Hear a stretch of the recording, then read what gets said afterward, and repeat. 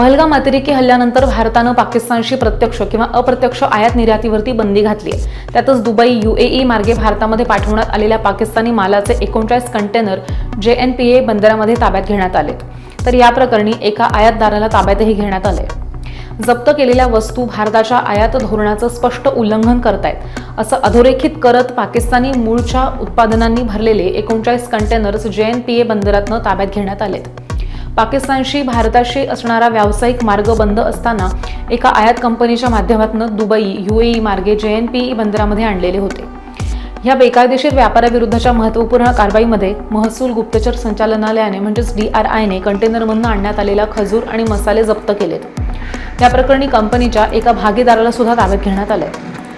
बेकायदेशीर व्यापाराविरुद्धच्या महत्त्वपूर्ण कारवाईमध्ये 9 कोटी रुपये किमतींचे 1115 मेट्रिक टन वजनाचे आणि 9 कोटी रुपये किमतींचे पाकिस्तानी मूळचे माल भरलेले 39 कंटेनर जप्त झाले।